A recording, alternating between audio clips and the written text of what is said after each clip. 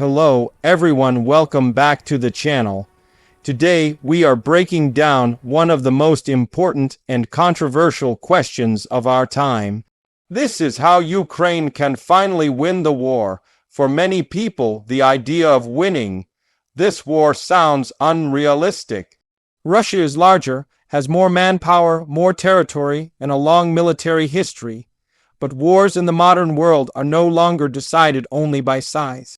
They are decided by strategy, sustainability, technology, morale, and timing. Ukraine does not need to destroy Russia to win. Ukraine only needs to make the war impossible for Russia to continue on acceptable terms.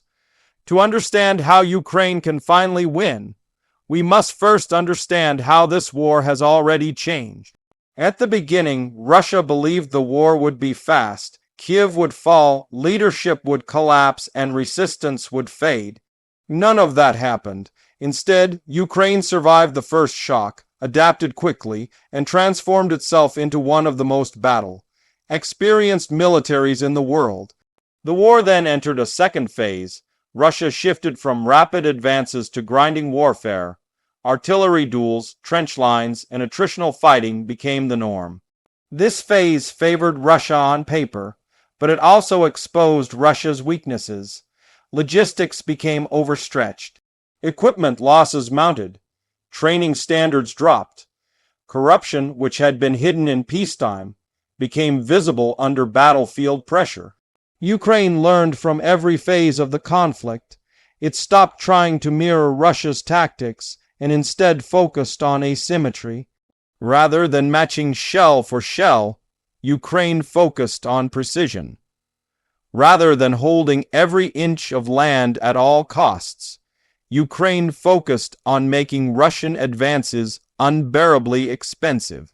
This is the first pillar of how Ukraine can win, making time itself an enemy for Russia. Every month this war continues, Russia bleeds resources. Tanks cannot be replaced quickly. Trained soldiers cannot be regenerated overnight. Sanctions slowly grind down industrial capacity. Even when Russia adapts, it does so at a cost. Ukraine's strategy is not about quick victories, it is about cumulative damage. Ukraine strikes on logistics hubs, ammunition depots, fuel storage sites, bridges, and rail nodes are not random. They are systematic. Each successful strike does not just destroy equipment. It disrupts planning, delays operations, and forces Russia to spread its defenses thinner.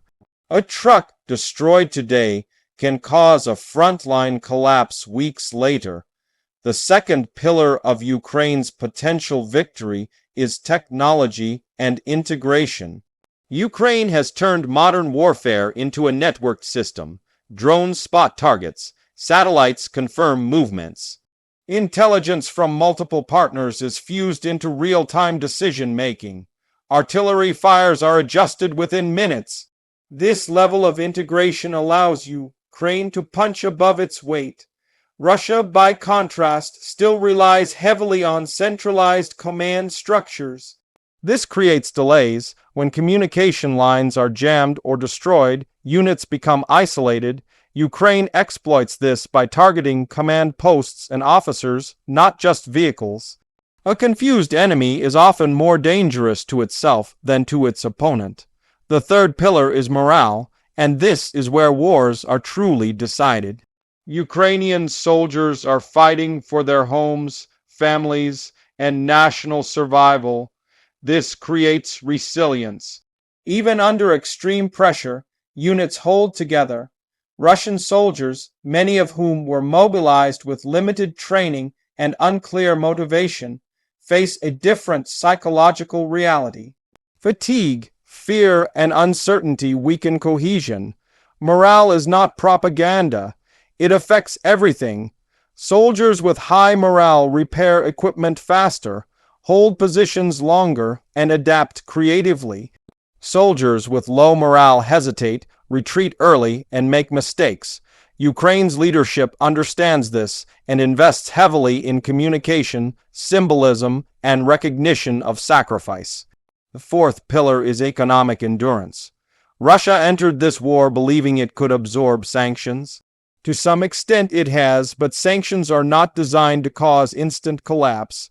They are designed to erode long-term capacity, access to advanced components, financial flexibility, and global markets has been reduced. Military production continues, but often at lower quality and higher cost. Ukraine, meanwhile, has shifted its economy into survival mode with international backing. Aid is not infinite, but it is structured. Ukraine's partners do not want escalation, but they also do not want defeat. This creates a steady flow of support calibrated to keep Ukraine fighting while avoiding uncontrolled escalation. Winning the war does not mean Ukraine must conquer Moscow or destroy the Russian state. Winning means restoring sovereignty, securing defensible borders, and forcing Russia to accept that continued aggression will only worsen its position. This is a political victory as much as a military one. Another critical factor is adaptability. Ukraine has shown an extraordinary ability to learn faster than its opponent. When certain weapons became less effective, tactics changed. When Russia adapted to drones, Ukraine changed frequencies, flight paths, and swarm tactics. This constant evolution keeps Russia reacting instead of planning. Ukraine's use of naval drones in contested waters demonstrates this adaptability.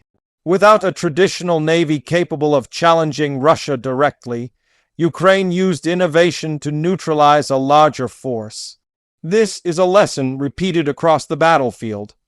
Ukraine does not fight where Russia is strongest. It fights where Russia is weakest. Information warfare is another battlefield. Ukraine has successfully shaped global narratives by demonstrating discipline, transparency, and clear messaging. Russia's messaging, often contradictory and reactive, has struggled to maintain credibility. International perception influences aid, diplomacy, and economic pressure. As the war drags on, internal pressure inside Russia increases. This does not mean immediate collapse or revolution. It means growing discomfort among elites, budgetary strain, and quiet resistance. Wars are rarely ended by a single dramatic event. They are ended when the cost outweighs the perceived benefit. Ukraine's leadership understands patience. There is no single magic weapon that ends the war. There is no single offensive that guarantees victory. Instead, victory comes from stacking advantages over time. Each destroyed depot, each delayed offensive, each failed Russian objective contributes to a broader trend. Another element often overlooked is training depth. Ukraine has rotated units, learned from losses, and built a core of highly experienced commanders. These commanders now train new recruits, creating institutional knowledge. Russia, facing rapid mobilization needs, often sends less prepared units into combat, increasing casualties and reducing effectiveness. Air defense is also crucial. Ukraine's ability to protect key cities, infrastructure, and logistics hubs limits Russia's ability to achieve strategic shock. Missiles and drones still strike, but they no longer change the course of the war. This denies Russia one of its key tools for coercion. Ukraine's path to victory is not linear. There will be setbacks. There will be periods where progress seems slow or invisible. But wars of endurance are won by those who manage resources, morale, and alliances better.